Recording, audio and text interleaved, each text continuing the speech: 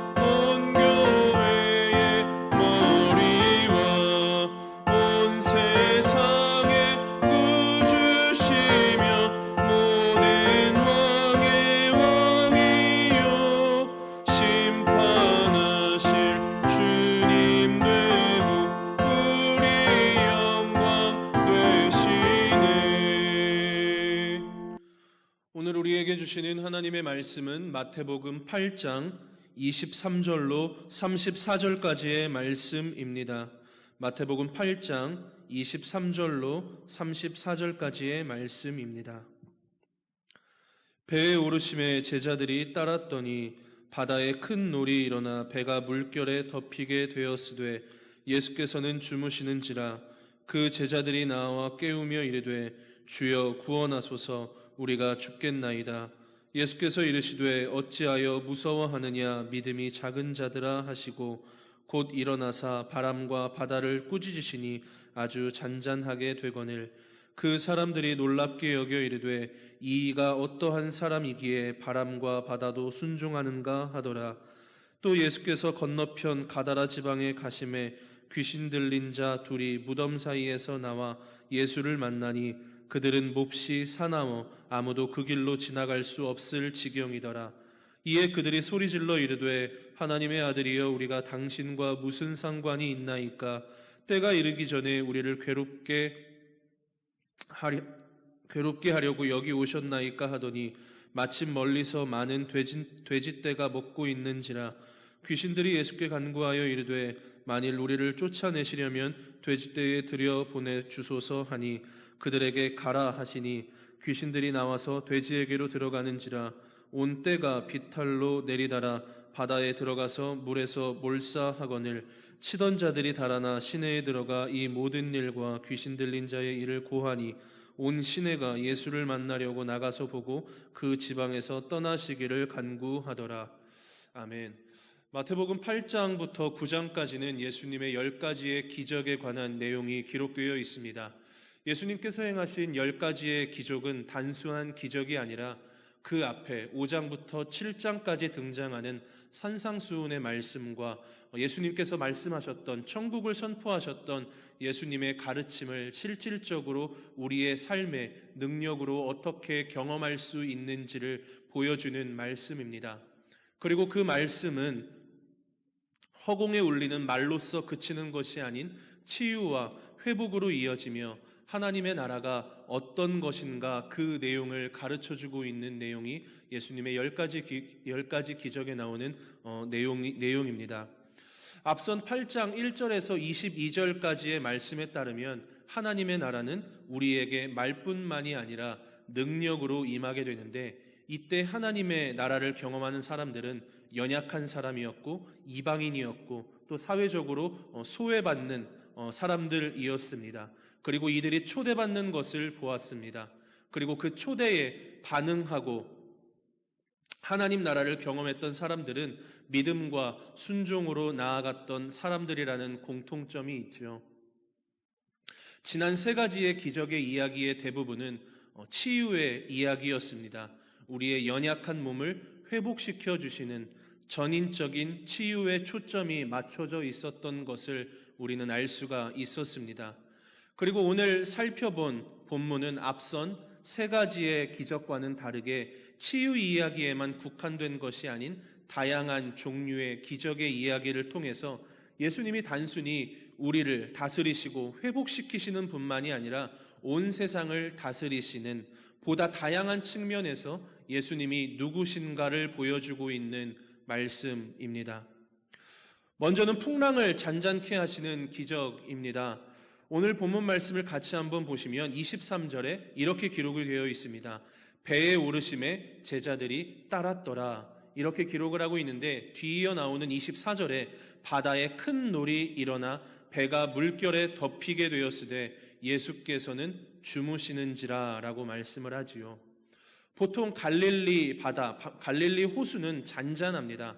근데 큰 파도, 큰 놀이 일어나는 그러한 시기가 있는데, 시기적으로 하면 이스라엘의 우기에 해당하는 12월부터 이듬해 3월까지 이때 갈릴리 바다에 가면 비도 종종 내릴 뿐만 아니라 기온 변화가 심해서 큰 풍랑이 일어날 때가 있다라고 이야기를 합니다. 본문은 예수께서 제자들에게 믿음이 작은 자들아 라고 말씀을 하고 있습니다.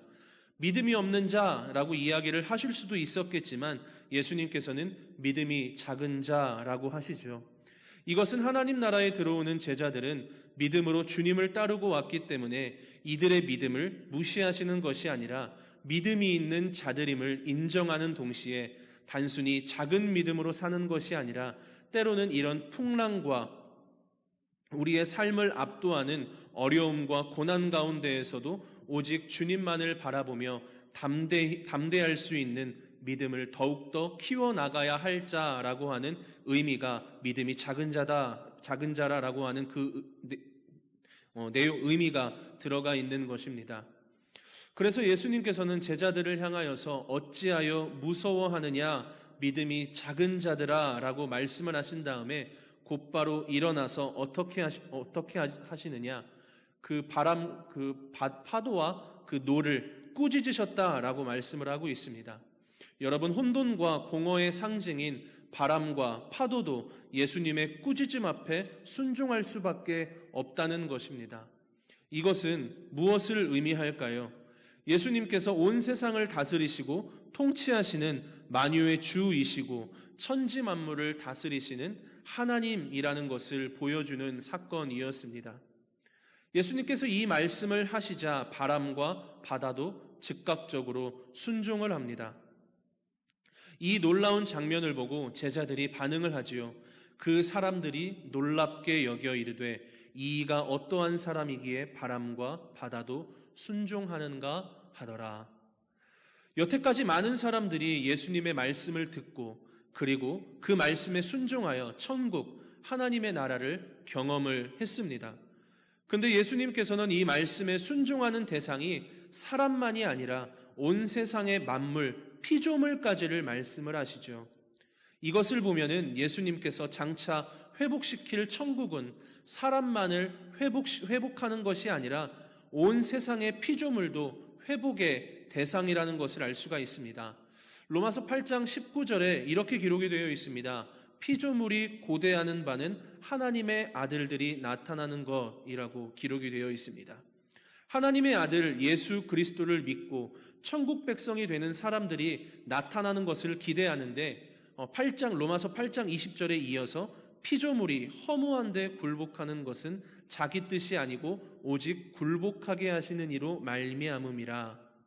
사람의 죄로 말미암아 피조물이 고통과 신음 가운데 있는데 나중에 피조물이 하나님의 자녀들로 말미암아 천국이 이루어지는 것을 통해서 마지막 종말의 때에 온전한 회복을 기다린다는 것을 보여주고 있습니다. 피조물의 회복은 하나님의 나라, 천국이 지금 이곳에서 임하는 것처럼 하나님의 자녀들을 통하여 이 땅에서부터 시작될 수 있다는 것입니다. 이것이 바로 그리스도인들이 피조세계의 회복, 자연과 생태의 회복과 보존을 위하여 힘써야 할 근거가 되는 말씀입니다. 예수님은 온 세상을 다스리시는 하나님이십니다. 우리의 일상의 삶 속에서 하나님, 당신을 신뢰하기를 원하고 계십니다. 예수님은 아무리 어려운 환경 가운데에서도 바람과 파도를 명하여 잔잔하게 하실 수 있는 분입니다. 능력의 주님을 우리가 신뢰하고 하나님 나라를 이 땅에서 온전히 경험하며 우리의 어려움과 모든 괴로움을 그분께 날마다 의탁하며 풍랑 한가운데를 주님과 함께 걸어갈 수 있는 그 놀라우신 은혜가 함께 있기를 바랍니다. 그리고 두 번째 기적을 우리가 함께 살펴보도록 하겠습니다. 28절로부터 34절까지에 나오는 가다라 지방에 있는 귀신 들린 두 사람을 고치시는 기적의 이야기입니다. 가다라라고 하는 지방은 데카볼리라고 하는 곳에 위치한 도시입니다. 데가볼리는 데카와 폴리스라고 하는 단어가 합쳐진 단어인데 데카는 숫자 10을 가리키는 것이고 폴리스는 도시를 의미합니다. 10개의 도시들로 이루어진 헬라 지역의 도시들, 그리고 데카볼리 중 한 도시였던 가다라에 예수님께서 가셨는데 28절에 보면 귀신 들린 자 둘이 무덤 사이에서 나와서 예수님을 만나게 됩니다. 8장부터 계속해서 나타내신 이적을 보면 병을 고쳐주셨고, 그리고 앞선 23절에서 27절은 바람과 바다를 잠잠케 하셨습니다. 그런데 여기서는 누구를 내쫓냐면 귀신 들린 사람, 귀신을 내쫓으십니다. 하나님 나라는 사탄이 절대 침범할 수 없는 곳입니다. 귀신이 괴롭히고 있는 사람들을 찾아가셔서 이 사람 안에 온전한 하나님의 평강과 통치와 다스림이 있도록 하셨다는 것입니다.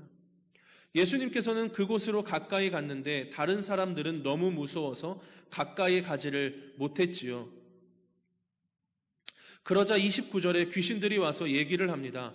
29절에 보면 그들이 소리질러 이르되 하나님의 아들이요 우리가 당신과 무슨 상관이 있나이까? 때가 이르기 전에 우리를 괴롭게 하려고 여기 오셨나이까? 이렇게 이야기를 합니다. 여기 보면 예수님을 향하여 무엇이라고 이야기하고 있나요? 하나님의 아들이여 라고 이야기를 합니다. 이것이 바로 예수님의 정체성이고 예수님이 누구이신지를 분명히 가르쳐주고 있는 대목입니다. 귀신들도 예수님이 누구이신지 정확히 알고 있습니다. 하나님의 아들 예수 그리스도는 바람과 파도를 잔잔케 하실 뿐만 아니라 사탄과 귀신의 세력까지도 제어하시고 통치하시고 다스리시는 분이라는 것을 우리에게 분명하게 가르쳐주고 있습니다. 그런데 재미있는 것은 귀신들의 반응입니다. 31절에 예수님께 이런 부탁을 하지요. 만일 우리를 내쫓으시려면 돼지떼에 들여보내주소서. 돼지는 유대인들에게 있어서 부정한 짐승인데 그 주변에 많은 이방인들이 생계를 위해서 키웠던 가축입니다. 귀신들의 부탁에 예수님이 허락을 하니까 일순간에 귀신들이 이 돼지떼에 들어가서 돼지들이 비탈로 내려가서 바다에 들어가서 물에 빠져 몰살합니다. 놀라운 이야기입니다. 이것을 통해서 하나님의 아들이 사탄도 통치하시고 심판하시는 심판주라는 것을 드러내 보여주고 계십니다.